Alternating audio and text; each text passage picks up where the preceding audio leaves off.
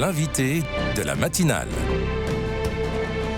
KTO Radio. La chasse au téléphone à l'école se poursuit après l'interdiction renouvelée en septembre dernier dans les collèges à travers le dispositif portable en pause. Le gouvernement envisage pour la rentrée 2026 de généraliser cette interdiction au lycée dans le cadre global d'une loi qui viserait aussi l'interdiction des réseaux sociaux avant 15 ans. Alors ce matin, on se pose la question où en est l'enseignement catholique dans l'application de ces interdictions.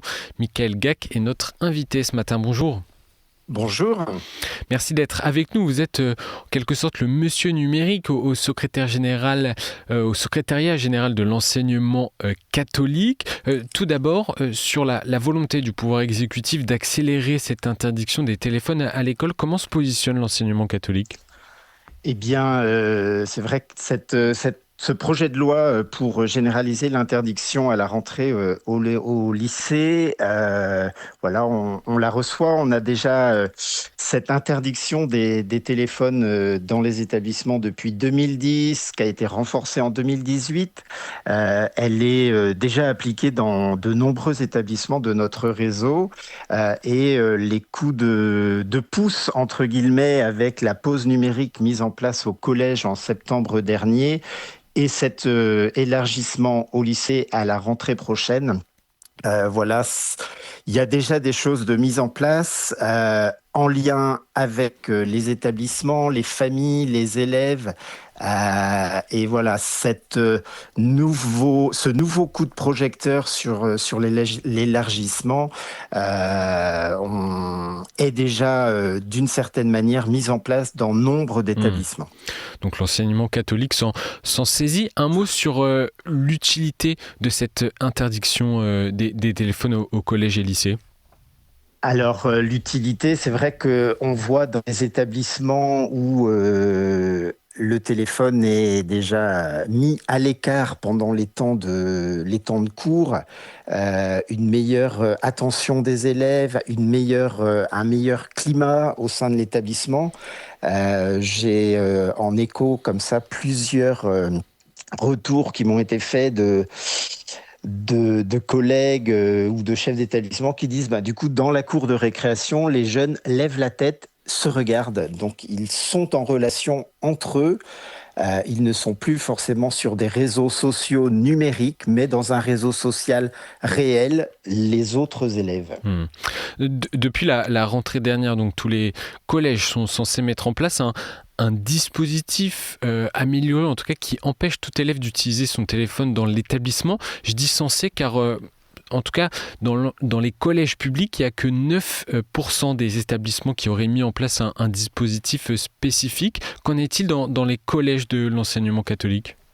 Alors, je n'ai pas non plus le chiffre précis chez nous, mais en fait, depuis bien avant cette rentrée de septembre, des dispositifs étaient déjà mis en place, soit les téléphones étaient laissés dans les cartables ou dans les casiers. Dans plusieurs collèges, les élèves ont un casier pour déposer leurs affaires. Un casier spécifique. Un casier spécial, alors un casier justement pas spécifique. C'était où ils avaient leurs cours, etc., etc. Et du coup, ils laissaient le téléphone dedans.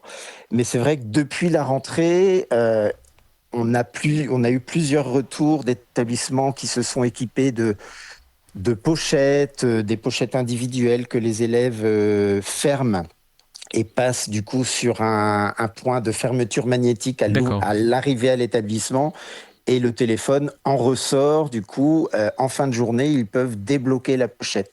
Dans d'autres établissements, ce sont des boîtes qui sont mises en fond de salle. Donc les élèves, notamment dans certains lycées, je pense à un lycée sur Vannes qui a mis ça en place à cette rentrée, les élèves déposent le téléphone en fond de cours. Et du coup, ils le récupèrent à la fin du cours ou à la fin de la journée, selon les établissements. Il y a différentes pratiques qui ont été mises en place. Parce qu'on imagine que quand on demande à un élève de laisser son téléphone au fond de son cartable, au fond de son sac, on imagine qu'il doit être tenté de l'utiliser et du coup et de le prendre.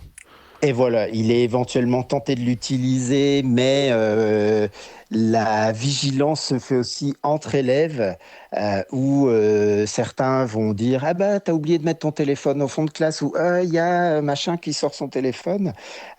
Donc voilà, c'est aussi un apprentissage que les élèves font entre eux et au bout du compte, les choses se passent bien. Et on imagine que ces dispositifs spécifiques, donc pas juste dire aux élèves téléphone interdit dans un établissement, mais justement ces pochettes verrouillées ou des casiers spécifiques, on imagine que ça a un coût pour un établissement ?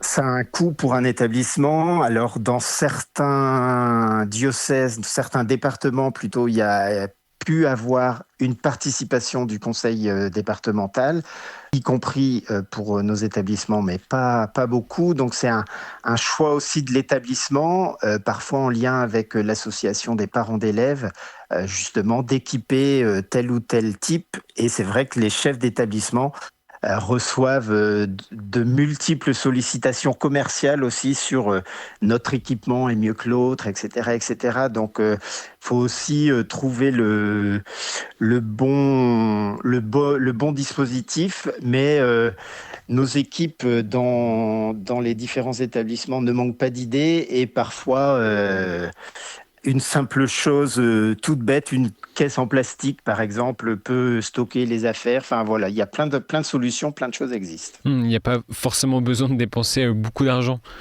Tout à fait. Toute utilisation pédagogique du téléphone est dorénavant quasi impossible dans les établissements. C'est vrai que parfois, il y a dans certains cours des professeurs qui peuvent demander à certains élèves d'aller faire des recherches directement sur leur téléphone. Est-ce que ça, c'est encore possible ? Alors ça se fait encore de temps en temps, c'est tout ce qu'on entend derrière l'acronyme aussi du BYOD, donc Bring Your Own Device, apportez votre propre équipement, qui a pu se mettre en place, mais c'est bien précisé dans le règlement intérieur et c'est vrai que c'est justement ce règlement intérieur qui fait foi entre guillemets dans l'établissement. Et le projet de loi, d'ailleurs, en septembre dernier, ne s'applique pas directement pour les établissements privés sous contrat, mais quand il y a du bon pour aider les jeunes à un usage raisonné du téléphone, nos équipes s'en saisissent aussi. Et le projet de loi pour les lycées à la rentrée prochaine, pareil, à l'heure actuelle, concerne les établissements publics. Mais comme je le disais un peu plus tôt, certains lycées s'en sont déjà saisis, pardon. Donc, c'est dans le règlement intérieur. Et quand ça marche, c'est que la nouvelle utilisation du téléphone, la pause numérique dans l'établissement, alors selon les endroits, ça se fait sur l'heure de midi, les élèves ont le droit de rallumer leur portable dans certaines parties de l'établissement, mais ça se fait en accord et en discussion avec les élèves, parfois dans un conseil de vie lycéenne ou un conseil de vie collégienne, et avec les parents. Le téléphone, on ne va pas le bloquer, entre guillemets, ou faire une pause dans l'établissement pour que les jeunes l'utilisent 3 fois plus à la maison non plus. Il y a une continuité pédagogique avec les parents à mettre en place. Une continuité pédagogique, tout à fait, une cohérence éducative à mettre en place. Et les parents ont parfois du mal justement à limiter éventuellement les usages à la maison aussi. Donc s'il y a une réflexion commune, du coup ça peut être plus facile et les jeunes du coup l'utiliseront mieux. Je dis les jeunes, mais ça peut aussi concerner effectivement les enseignants dans nos établissements, mais les parents eux-mêmes. Enfin voilà quel usage on a nous-mêmes de notre propre consommation téléphonique. Ça pousse à des questionnements globaux. Et effectivement, Michael Gac, selon vous, le processus éducatif des enfants doit-il se faire, en tout cas à l'école, doit-il se faire au maximum sans les téléphones et donc sans les écrans ? Sans les écrans, avec un usage raisonné. On va peut-être plutôt utiliser un ordinateur, une tablette par moment que le téléphone, mais il y a aussi de belles choses qui peuvent se faire par des téléphones, des projets spécifiques. Sur un court-métrage, par exemple, on peut. En fait, le téléphone est un couteau suisse que les élèves peuvent avoir dans la poche. Donc, c'est aussi les accompagner, les éduquer à un bon usage de cet outil et ne pas scroller, swiper sur les différents réseaux sociaux, mais avoir une bonne utilisation de l'outil. Je repense aussi aux ENT, justement les espaces numériques de travail qui sont mis en place dans de nombreux établissements. Et au collège, dans un lycée de Montpellier, depuis la rentrée, du coup, les jeunes ne reçoivent plus les notifications d'un prof absent ou autre sur sur l'application du coup de l'ENT sur leur propre téléphone, mais vont consulter les absences ou autres sur un simple panneau d'affichage, ce que on faisait de notre temps en collège, en lycée. Voilà, il y a aussi des choses toutes simples qui se remettent en place. Et on peut voir en classe de plus en plus se développer des manuels numériques, donc plus forcément papier, mais numérique, l'utilisation de tableaux connectés aussi, où l'enseignement est écrit directement avec un stylet sur un document de traitement de texte. Comment vous voyez ces évolutions à l'enseignement catholique ? Ça évite d'avoir un sac trop lourd éventuellement pour les jeunes élèves qui n'ont pas à ramener chez eux tous les livres le soir. Donc ça a du bon, ça a du moins bon. Cette question de poids là est intéressante. Le fait d'avoir toujours la connexion, de temps en temps, un élève peut oublier de ramener son livre pour faire tel exercice à la maison. Hop, là, il est en se connectant au réseau, à l'espace numérique de travail, il le retrouve en ligne. Donc voilà, ça peut avoir du bon, et c'est vrai que l'usage du numérique au sens large par les enseignants se développe aussi quand même dans nos classes. Une dernière question pour conclure cette interview. On sait que les jeunes restent très attachés à leur téléphone. Quels conseils vous donneriez aux parents ? Vous en avez parlé, Michael Gack, aux parents pour aider à ce que ce dispositif soit compris et constructif. En discuter avec ses enfants de temps en temps, refaire un point, éventuellement.